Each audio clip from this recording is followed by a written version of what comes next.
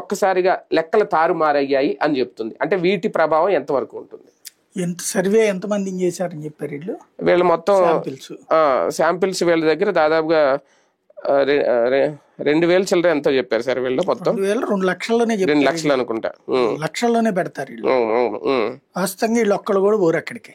అంతేనా? ఎస్ఏఎస్ సంస్థ అంటే ఆత్మసాక్షి, అంతేనా? దానికి ఆత్మసాక్షి వాళ్ళే ఆ పేరుతో పెడతారు. పేరు మార్చారా? ఎస్ఏఎస్ అనేది ఇదిగా పెడతారు, ఆత్మసాక్షి అనేది అప్పట్లో.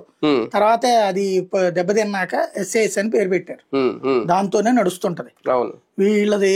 ఆయన వాస్తవంగా బీజేపీ తీవ్ర వ్యతిరేకి మూర్తి గారు, బీజేపీని తీవ్రంగా ద్వేషిస్తాడు. మోడీ కూడా రాడని చెప్పి 2019 కూడా సర్వే ఇస్తుంటారు అనమాట.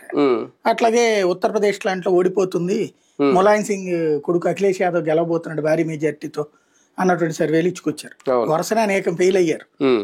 ఫెయిల్ అయిన తర్వాత చివరిలో ఫస్ట్ ఒక సర్వే ఇస్తారు. ఇది ఎట్లా ఉంటుంది అంటే, జాతకాలు చెప్పే వాళ్ళు ఉంటారు చూడండి, కొంత నిజమైన జాతకాలు చెప్పేవాళ్ళు, పర్ఫెక్ట్ గా చెప్పేటటువంటి వాళ్ళు ఉంటారు, అది వెరీ రేర్ గా ఉంటారు. మిగతా వాళ్ళు అనేక మంది ప్రచారం ఎట్లా చేసుకుంటారంటే, ముందు ఒకటి చెప్పి తర్వాత ఇంకోటి చెప్తారు. ఈ రెండింటి చెప్పి సక్సెస్ అయిందని చూపెట్టి అదిగో నేను ముందే చెప్పాను అంటారు.